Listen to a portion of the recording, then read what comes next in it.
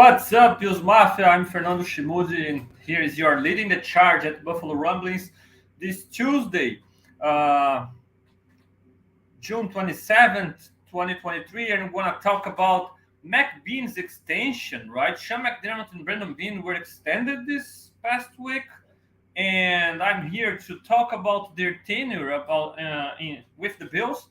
The head coach and the general manager are set to become the longest tenure tandem in the Bills history, in the franchise history, right? And I think deserved so. They have done a good job so far, despite some struggles in playoff time.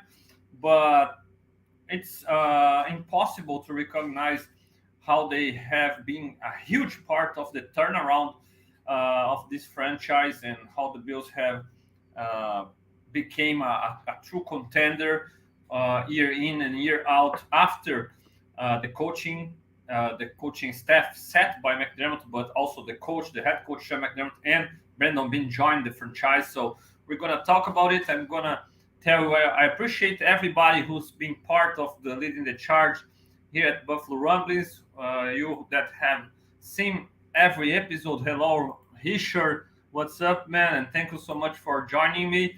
And I ask you to hit that like button, subscribe to Buffalo Rumblings channel so you can help the leading the charge to keep growing with two shows a week, one in Portuguese for all Latin America and Brazil and Portuguese speaking countries, and every Sunday night, right here in Brazil, every Sunday evening in the US, and Tuesday episode that's gonna change to Fridays, right?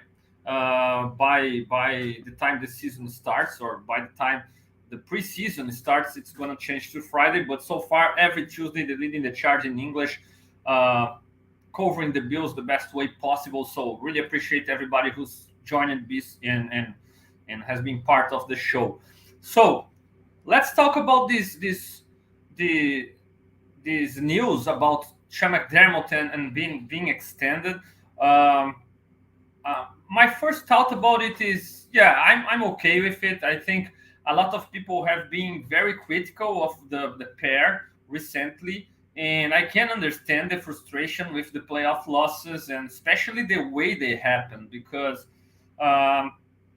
2 years ago against the Chiefs, it was very painful with the 13 seconds, with our head coach being a defensive-minded coach and supposed to be a defensive mastermind. So it's tough when you lose with the defense being so frustrating, especially in the last part of the game when Josh Allen, the offense led by Brian Dable's offense led by Josh Allen, were really on fire.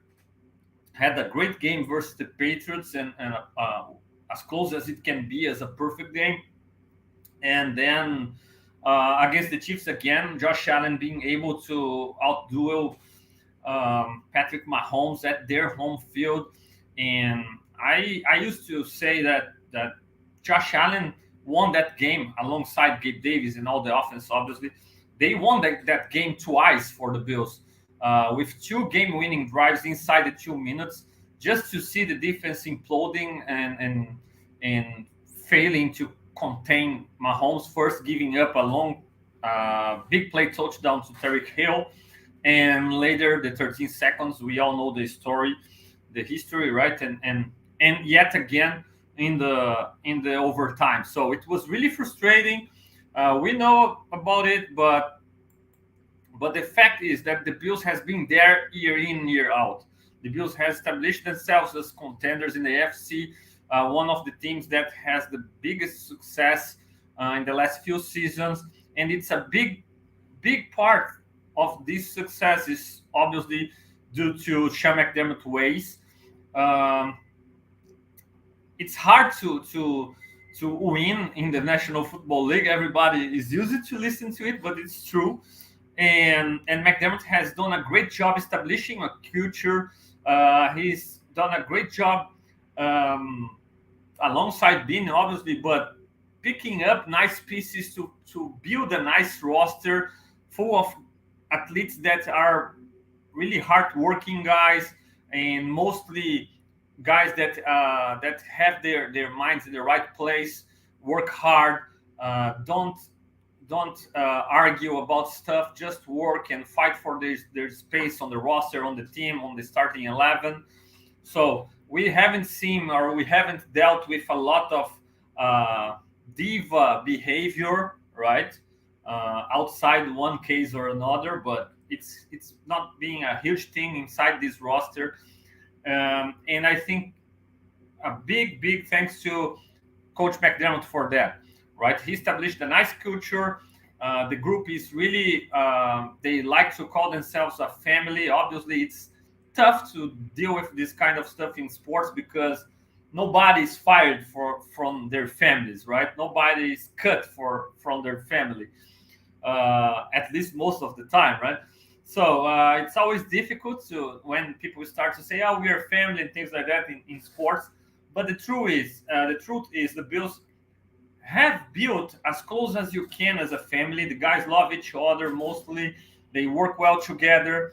The group of guys that the Bills have put inside the building might not be the best athletes in the world or the most talented guys, but they are hard workers and they are fighters who can play at their absolute best, fight hard, and keep it up with anybody in the league. So McDermott has been a huge part of that, and his culture is real, and it's a big time reason why the Bills have been so competitive recently in the last few seasons.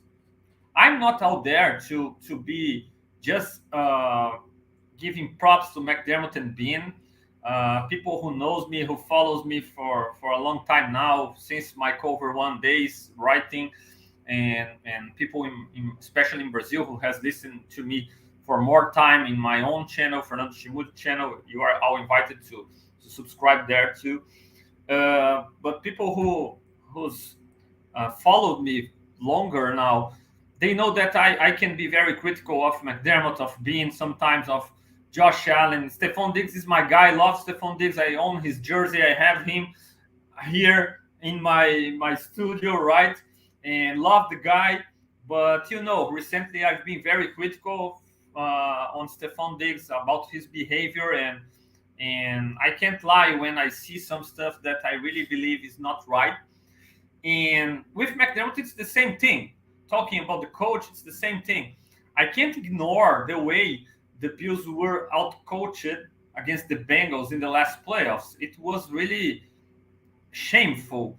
I would feel embarrassed if I were McDermott in that situation because the Bengals clearly were the better prepared team for that game. They clearly had a plan since the beginning, and the Bills looked like a team that just stepped on the field for that game like we're gonna play our game and it's gonna be enough. And playoffs ball isn't that way. You can't step on the field and just believe you're gonna be better than the opponent, no matter the preparation, no matter the game plan, no matter the strategy. It's not how football works. And unfortunately, it was pretty clear that the Bengals were way better prepared for that matchup, and they could start the game fast, build a nice lead, and establish a difference in the scoreboard, and just manage the rest of the game. So it is on McDermott as a leader of the coaching staff, and it is on the coordinators later, and then the coaching staff. It's on the players too for not executing better, but I think McDermott as a leader, he obviously needs to look at himself and how he can get better there. Let me bring some stats from McDermott's tenure so we can talk about it, and I have some stuff to share with you here. Let me throw it on the screen for people who's watching via Buffalo Rumblings YouTube channel. You can also listen it via podcast, via the Spotify and other places where you can listen as a podcast. And I really appreciate your like. Hit that like button, subscribe to Buffalo Rumblings channel. Help us keep growing, keep grinding. So let me add this to the screen. Sean McDermott as a head coach. I mean, his Pro Football Reference page, and Sean McDermott has been pretty successful as a Bills head coach, as we've said. Um, if it take just his Bills career, obviously as a head coach, um, he has a record of 62 wins and 35 losses, a great record, the winningest Bills head coach ever already. And in the playoffs, 4 wins and 5 losses. Obviously, we want a better record here, and we want a Super Bowl badly. But it's not like he's being a total failure in the playoffs by his record.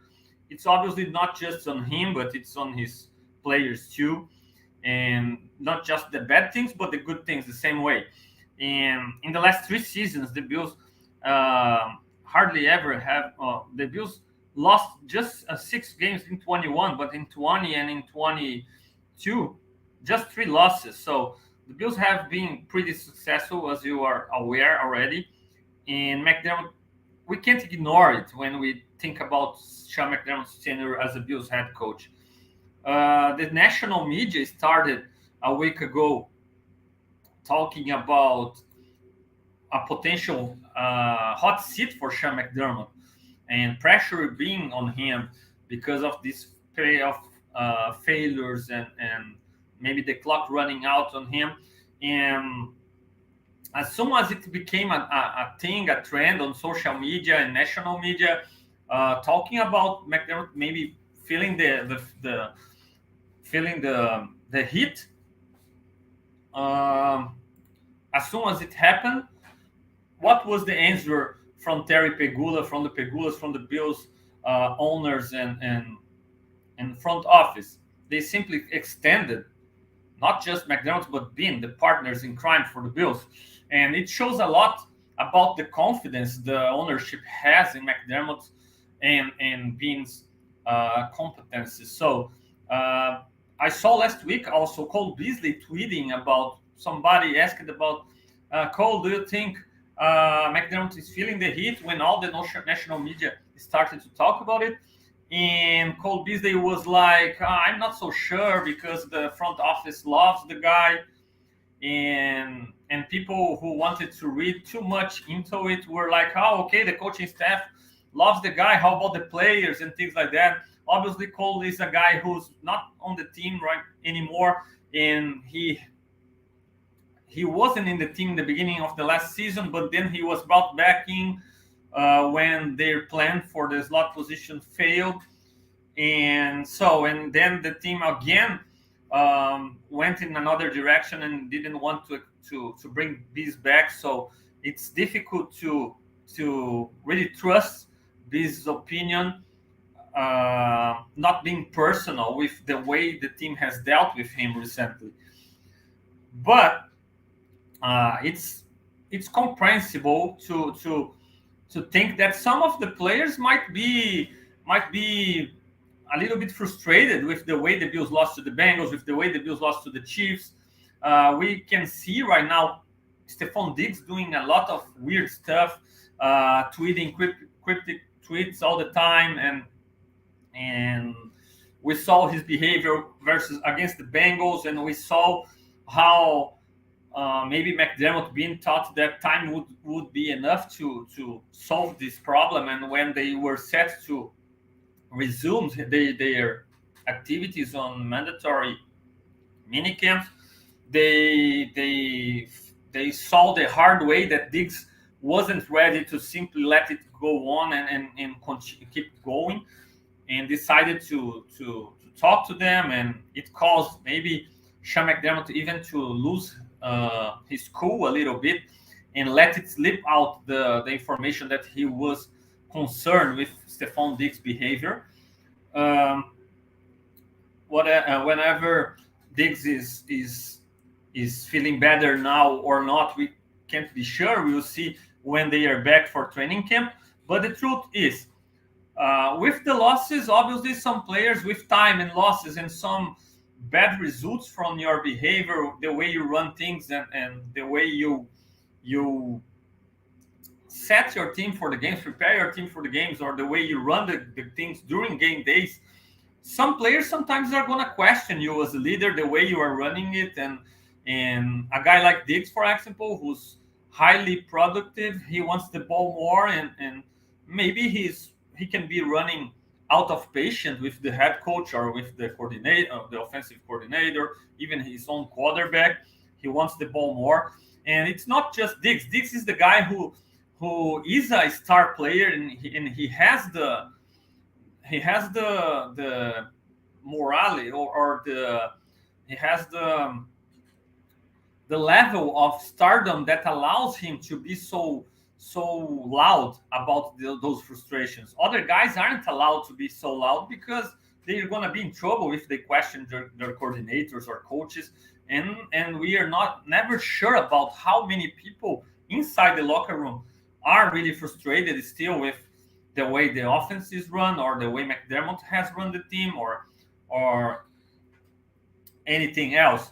But the fact is that the ownership is still fully behind McDermott and Bean. The extension shows that until 27, the Bills has been pretty successful, and it's easy to understand why Terry Pegula, as an owner, would marry himself to a coach like McDermott, or a general manager like Bean, or a tandem, a partnership like those two guys, former Panthers, have.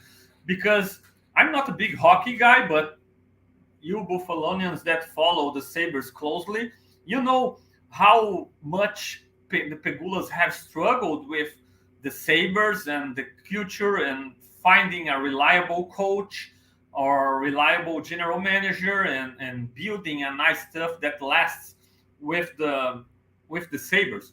And right after they bought the Bills, they could, after Rex Ryan, they could right after fix it, finding McDermott, finding their franchise quarterback that has eluded the previous general managers and coaches for 17 years and more, right? And so he finally could really sustain some success, have some stability with his franchise, and that's why it's so easy to understand why the Pegulas, they choose to trust McDermott, they choose to trust Bean over being highly critical of their work, over being like, okay, we are already established playoff contender, but we gotta be better, and McDermott might not be enough, and I wanna go in another direction. So it's hard to see the Pegulas being that aggressive regarding their coach and general manager, because obviously they have had a lot of trouble with the Sabres. So it makes total sense to appreciate what McDermott has done, and to keep trusting him to take the next step, to keep getting better, and to become a Super Bowl winning coach, and continue to be the Bills head coach for a long time. So it's perfectly understandable how the Pegulas made this choice, and I really can't fault them. All right, I can understand the fans that are very critical of McDermott, but we might remember how hard it was during the drought, and yes, sure, we didn't have our franchise quarterback, but listen to me. There isn't only one way, guys. There is more than one way of building a contender and winning a championship. There isn't a right recipe for that, just one right recipe for that. There are a lot of variables and a lot of things that can go right or wrong, that can make your decisions look good or bad. So I'm ready to talk about that. Let me give some seconds to our sponsors here at Buffalo Rumbling, and I'm going to continue shortly.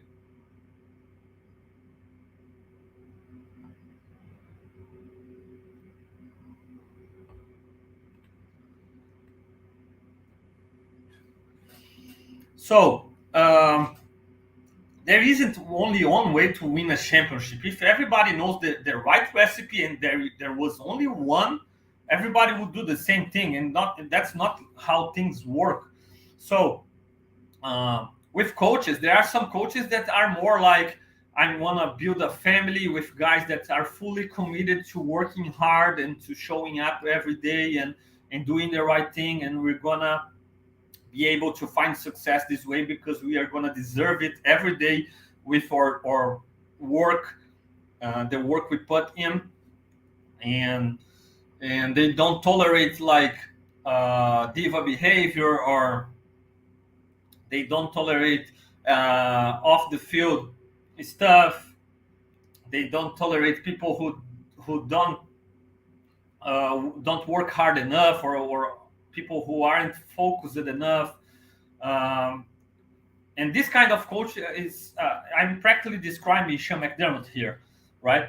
And it's easy to understand why owners mostly fall in love with this kind of guy, because you have the right people, good people in the building, working hard and being prepared to deliver on Sundays.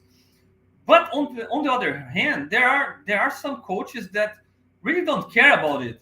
Okay, here in Brazil, people used to say, "Oh, I don't want players to marry my daughter. I want players that to play well on the field. So I don't care about the off the field stuff. I don't care what does he do at home or at the club, or if he's sleeping at night or if he's partying. I don't care as if he can deliver on Sundays, if he can play well. I don't care if he doesn't practice well, if he doesn't put up the effort on the film room.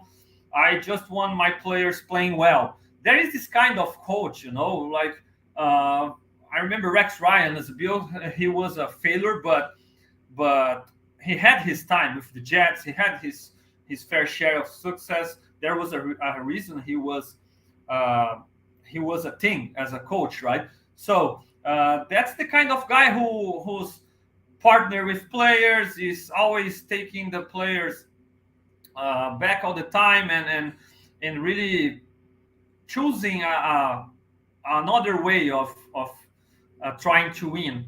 And sometimes it works out too, because sometimes those players are like, okay, I'm gonna play hard for this guy because he's a friend, he's a partner. I messed up, but he had my back, and he's always with us, and I'm gonna play hard for him.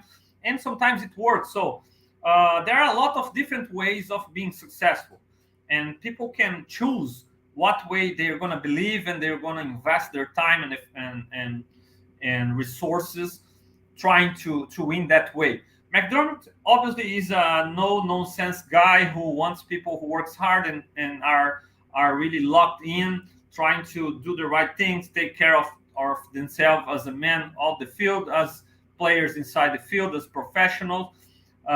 He's worried about the locker room, and he tries to have the right leaders on the team to have the team going forward in a same mindset. So I can get why people love this kind of coach. I really prefer this kind of coach. I think there is a right way of being a professional, and I like the way McDermott sets the goals for this team. I think most of the guys inside the locker room buy in. Okay, the guys buy in on this system, on this way of doing things, and fighting for position. I think it sets a good example for young players to come into the team and to work hard and not just trust their skill sets and what they have done in the past in college and etc. So I can understand, and I really appreciate the way McDermott runs the team. But obviously, people they're gonna judge McDermott by his results, and we are coming to a place where just getting to the playoffs isn't a special thing anymore. Like when McDermott arrived, it was a matter of celebrating like a Super Bowl. All right, that was the reality as fans, as Buffalo as a city, the franchise, in the situation it were for 17 years. So it was totally understandable how making the playoffs was a big thing. It was totally understandable how winning the AFC East has been a big thing. But we can feel how the celebration for winning the AFC East has decreased recently, right? Because it's become the standard. We kind of even right now with the AFC East looking stronger than ever, maybe we are kind of like, okay, see, if the Bills don't win the AFC East, it's going to be a failure. It's going to be uh, frustrating. And that's not really how the NFL works. And that's not really so easy to win your division, even though the Bills continue to be, for me, the best team in the division. But it's not that easy. And especially last season, the team dealt with a lot of tough stuff, tough injuries, tough off the field stuff. So it was really difficult. Um, what I really believe is that you gotta be in the playoffs to have a shot to win it all, obviously. And the Bills has been there every year. Uh, I think some people has put the Bills on a lower tier than the Chiefs and Bengals because of the last game against the Bengals, but I don't think it's fair. I don't think it's nowhere near to being fair. All right, I think the Bills are equally in the same level as the Chiefs and as the Bengals, in the same tier, and anything can happen when those teams play against each other. Right? Yeah, it was ugly against the Bengals in the last game, but it happens. We've seen the Bills play against KC several times recently, always in Kansas City, and the Bills has won the same fair of share of games that as the Chiefs. Unfortunately, the Chiefs have won the most important ones in the playoffs, right? But the Bills has gone to Kansas City and has won there. And we've seen Josh Allen being able to outdo Patrick Mahomes. We've seen several of good stuff that when we lose a game in the playoffs, we like forget everything and just focus on the bad things. I don't think we can ignore how McDermott has worked hard and has really built a big time contender in this Buffalo Bills team. We can expect every week that this team steps on the field. They're gonna play hard nosed defense. They won't be easy to beat when they are playing defense, with the exception of that game here and there when opposing offense can run the ball all year long. It seems like an annual thing. Same thing with Josh Allen. That annual thing that for 2 or 3 games he throws a lot of interceptions, can't play well, and then uh, focus and reestablish himself and get back to MVP level, MVP caliber play. The same thing has happened with McDermott. Every year we have our defense playing really well, being really tough, no matter who's the opponent. But there are 2 games where the defense can't stop the run their lives and struggle mightily, and everybody starts to be concerned. But then they refocus and get back on track. So we can expect good defense from McDermott, especially during the season. Always the Bills have been top 5, top 3 units in the league, and in the same way we've grown accustomed to a dominating offense, a high-powering offense who airs it out and puts up a lot of points on the board. So it's been really fun for people who seeing a lot of bad defense and offenses that only could run the ball with good running backs and struggle mightily to pass the ball. It's been fun to watch this version, Sean McDermott's version of Buffalo Bills football. And yeah, they gotta be better during playoffs. But remember, a head coach, just like the players, he needs development. He needs to keep getting better. McDermott isn't an old guy. He's still maturing. He's still getting better as a head coach. He arrived there as a rookie head coach who never had this role before. So he learned a lot from Leslie Frazier, who already had experience and was his assistant man. He grew along the years and even moved from a guy who trusted way more his defense than his offense to a guy who started to trust his franchise quarterback, who also needed to get developed during these years. And he's more okay now with the offense leading the way, with the offense throwing the ball a lot and using his defense as a complement. He's even more aggressive on fourth downs and things like that. But still, he still needs to get better. Some of his timeouts during last playoffs, some of his decisions in game were questionable.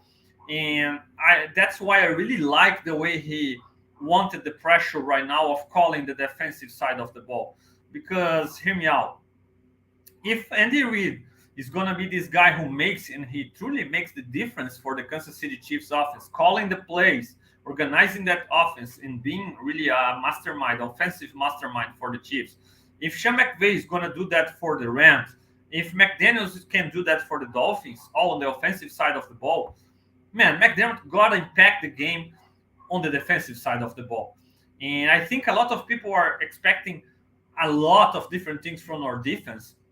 And I really don't see it this way. I think Leslie Frazier was pretty much aligned with McDermott on philosophy.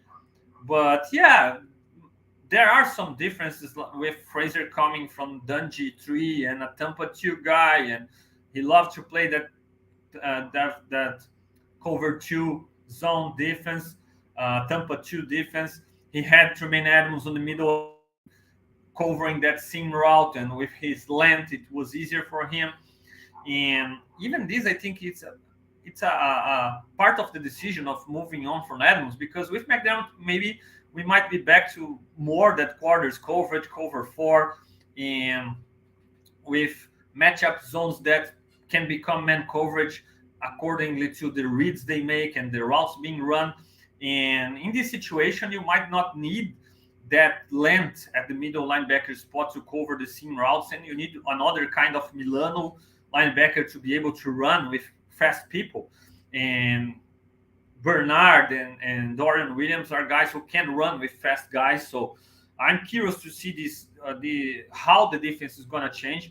But philosophically, I don't think it's going to change a lot. I think the Bills are going to still play that bend but don't break defense, trying to rush for most of the time, playing a lot of zone coverage behind them, being okay with people running the ball, but being on third down and trying to leave the field on third downs, being really stout against the pass,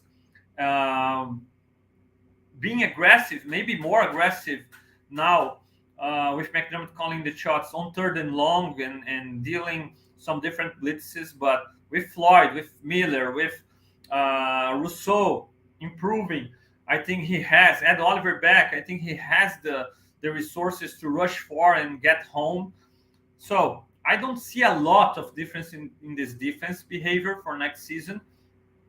But I love that McDermott is there as the nominal defensive coordinator and head coach. So he's not hiding behind anybody anymore. Not that he was hiding before, but a lot of people were like, fired Frazier because the defense struggled. And McDermott was alongside him, all right? But now he's calling the shots, and he's the total responsible for this unit. And I like that he put himself in this situation and didn't choose to put another guy there, even if it was just to have a name there where he could or where people could direct their blame to. So great to have McDermott as the lead man for the defense. That's his background. That's where he needs to make the difference. I think the fact of McDermott being the defensive coordinator by itself can save us a couple of timeouts already from what we've seen in the playoffs last year. So I'm really happy with the way things have gone in the coaching staff and McDermott taking care of the defense. And I think he deserves his shot. The extension is fair. But don't forget that it's no guarantee that he can be fired before he's seen the end of this contract. He got another vote of confidence from the ownership. He got more time to work. But the Bills are contenders, and they must continue to be contenders. The new stadium is being built, and Pegula want to move to the new building with this winning team, competing maybe with a Super Bowl ring on his finger already. So still gonna continue get better and deliver, or things can change real quick for McDermott and Bean. So that's my opinion on the head coach. Let's talk general manager a little bit, and just a few seconds for our sponsors.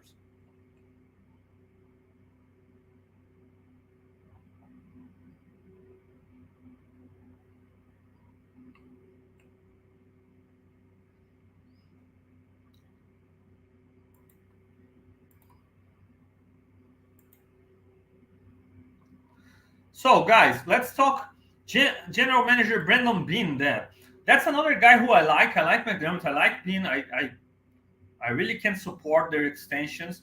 That doesn't mean that I can be critical on some of their moves and some of their decisions.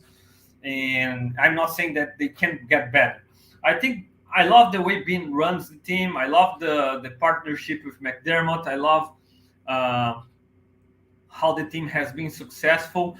I love the way he hits on late round picks on his drafts, and especially I love the way he hits on the franchise quarterback that changed our franchise, right? But on the other hand, I think he has been pretty meh on the early round picks, and it has hurt this Bills team. To be fair, all right. You expect the early round guys to have more impact, and it not being the case has cost the Bills a lot, literally on the free agency, where they need to spend a lot of money to bring people to positions where they were supposed to have the answers via draft, but unfortunately Bean couldn't hit on those positions. So again, I have some things to show you here. Let me throw on the screen Pro Football Reference page, and I have the 2017 draft to go quickly through it. 2017 draft, McDermott was here, but Bean wasn't there yet. So Doug Whaley still was the general manager here in this draft, and I really have this hot take that I don't see how Doug Whaley was as bad as people wanna make you believe nowadays. Because let's be honest, if you look at 2014 Bills roster with Josh Allen at quarterback instead of Kyle Wharton or EJ Manuel previously, we're talking about a Super Bowl contending team. We're talking about a team that finished 97 with Kyle Wharton and EJ Manuel early in the year, behind a stout defensive performance led by the cold front, and the roster was pretty cool. I think Doug Whaley hit more than Bean on his early round picks with Marcel Darius, who was a stud before the extension. Stephon Gilmore was a stud. Ronald Darby was pretty good early on. So he drafted his version of Matt Milano and Nigel Bradham, right? Who else? I think Preston Brown was serviceable. He had his fair share of hits, and unfortunately, he missed on two guys that were huge for his continuity. That were AJ Manuel, that was more. I think it was even more on Knicks than Whaley, but Whaley was part of it, and he's on record like, okay, if AJ Manuel doesn't pan out, I'm not gonna be here for long, and it happened. And we can discuss how he was given a fair share and how tough to have Nate Hackett as your offensive coordinator as a rookie. So really tough situation for AJ.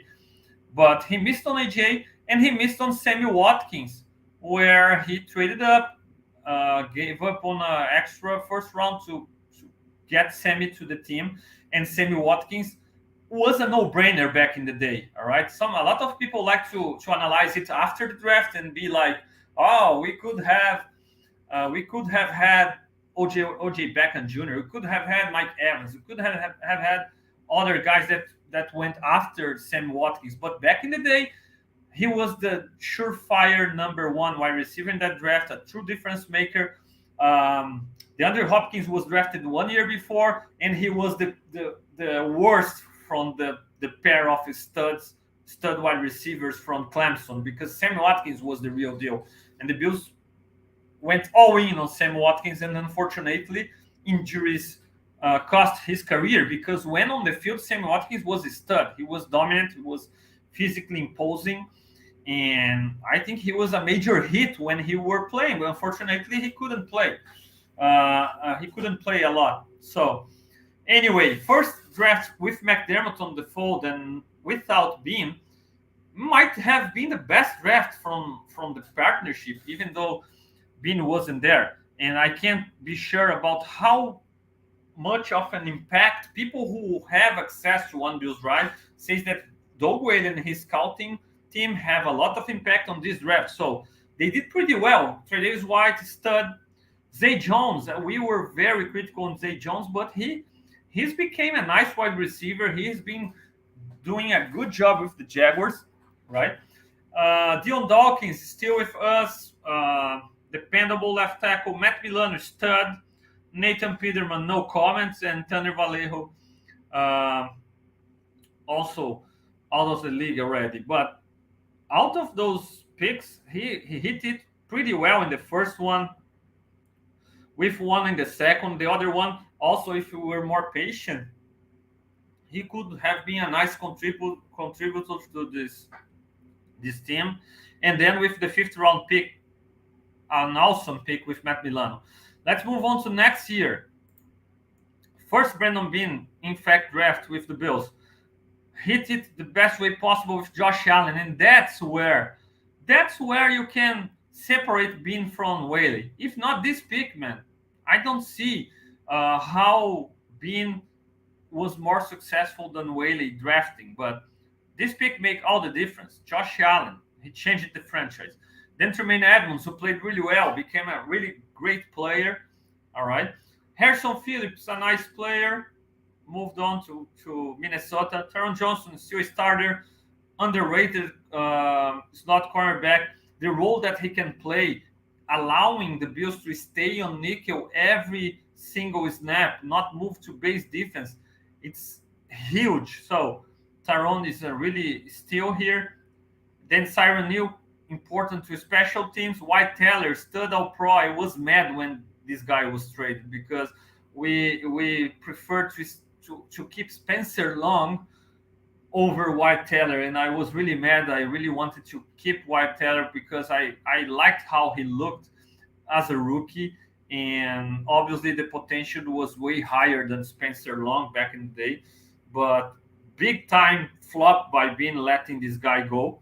Ray McLeod still out there playing quality football for Steelers, for 49ers, nice returner, and Austin Pro. So first Bean draft, one of his best drafts, I think, as a Bill. Definitely his best draft because of Josh Allen here. Big time hit. He had hits early in the first, and he had hits late in the draft too.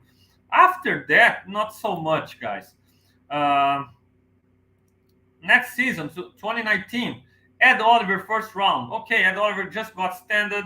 He still has potential. He's a good player, a little bit on and off, more than I'd like. But he's not the guy that we really expected, or hasn't been yet. Guy is a little bit undersized, and I think it has contributed a lot to his difficulties of staying healthy. Anyway, a contributor early in the first, but not the impact player that he must be. I hope he can change it this year. Cody Ford, big time flop, a guy who Brandon Bean wanted badly, celebrated badly when he still was there on the board to be picked in the second round, and flopped mightily. That's a guy who cost the Bills big time, because we've seen recently during playoffs how our offensive line our poor offensive line play has cost the Bills. If Cody Ford was a major time hit, no doubts that our offensive line would have been better recently, and it could have contributed to this team going farther during the playoffs. Devin Singletary, third round, good back, good but not great. Love Mother, but the lack of home run speed hurt him a lot. Dawson Knox, better than expected, I think. but with his big payday, we're expecting even more. But good pick. Then a lot of flops, right? And Voshan Joseph, Jaquan Johnson, maybe the guy who I really was disappointed last season. I really expected him to step in when Hyde got injured and play well, and he really flopped. Daryl Johnson had his moment as a special teamer, but nothing else. And Tom Sweeney, backup tight end, who never had a major impact.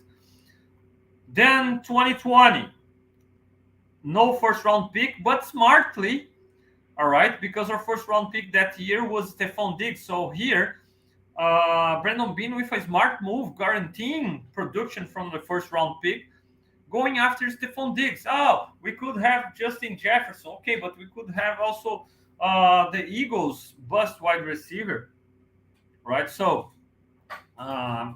it's no guarantee that we would have picked Justin Jefferson there, and guaranteeing the production with Diggs is a nice way of using your first round pick. However, if you trust your scouting team and you pick Justin Jefferson, if you trust your capabilities of drafting well and goes the one young guy, you have him for cheap for 4 years in a 50-year option, and you don't need to pay as much as the Bills has paid for Diggs. So there is this side of this choice, right? But he guaranteed the production on Diggs. He guaranteed the help to Josh. I can't criticize it. AJ Peneza has busted. He's okay. He has been dangerous as a situational pass rusher, but all this change the body type, slim down, then bulk up, then it has hurt his career. I hope he can this season find himself in a nice spot and produce more. But right now he's a situational pass rusher on pass only situations. Zach Moss bust. Gabe Davis, fourth round. When you draft a wide receiver in the fourth round, you don't expect him to be a top tier wide receiver too. Gabe Davis has showed this potential. What's good, but when he was trusted to this role, he hasn't been productive enough or hasn't been reliable enough. We hope he can step up this year and play better. But a good pick for a fourth round pick. Jake Fromm, Tyler Bass, good pick at sixth round. Kicker Isaiah Hodgins. Really liked Isaiah Hodgins coming in, and he's doing well for the Giants. And Dane Jackson, a nice find here in the seventh round.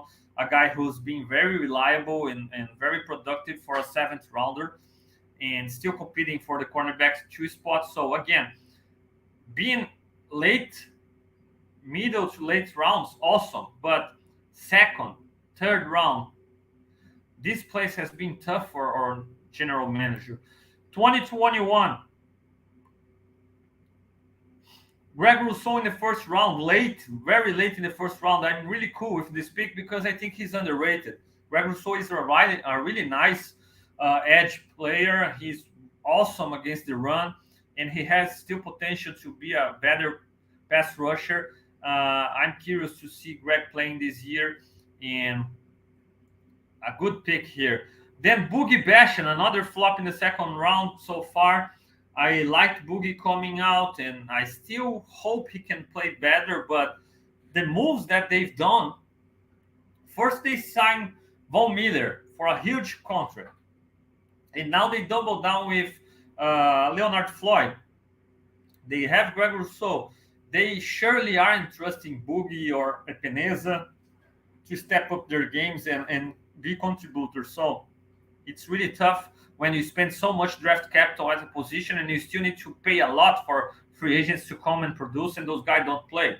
So it's tough here, and some problems with Bean's picks here. Spencer Brown, the jury is still out, right? The level of trust from the coaching staff on Spencer Brown to be the right tackle is really high, and they again have gone to the training camp and it seems that they're going to the season without a true competitor for Spencer Brown's spot. So they are trusting him to be a nice right tackle, and I hope he can be, because for the first time he really could work hard during the offseason and get ready to be an NFL right tackle after his rookie year, where he dealt with all the things that rookies deal every year, moving to a different level of play, playing against top talented guys, and especially from where Spencer came. So I'm curious. I want to see Spencer Brown playing this year. I hope he can secure that spot and play really well, because the Bills don't really have an answer if he doesn't. Tommy Doyle, nothing special. Marquise Stevenson, same thing. Damar Hamlin, for a sixth rounder, he really stepped in and held the fort uh, as well as he could last year. I liked the way he played, and in the sixth round, you can't expect to have a lot more than that. It's really the exception when you can find an all-pro there. Wild Goose never played as a Bill, and Jack Henderson was stolen from the practice squad. And then 2022, Kyrie Elam, who has all the potential in the world. I loved what I saw last season against last playoffs against the Dolphins, and he's again facing a competition with fellow cornerback from the same draft class, Christian Benford, another late round find by Bean. But Kyrie must win this job, because he offers things that neither Dan Jackson or Christian Benford can do. The speed, the length, the way he can run with quick wide receivers. James Cook, the opportunity will be there to win the running back one spot and to produce. We'll see. Terrell Bernard, a lot of people hated that pick. I didn't. And I have huge expectation from him to win this middle linebacker spot right now and become a standard, become a centerpiece of this defense alongside Matt Milano. He has the leadership qualities. We'll see if his game can translate to an NFL level at middle linebacker, but the jury is still out. We'll see this year. I hope he can work out, and we have a plan B with Dorian Williams being drafted just he was here. Khalil Shakir showed flashes, but still fifth round. I think he shows potential that you can be hopeful, especially with the way Bean has found quality players middle late rounds. Matt Ariza, unfortunately, all that trouble.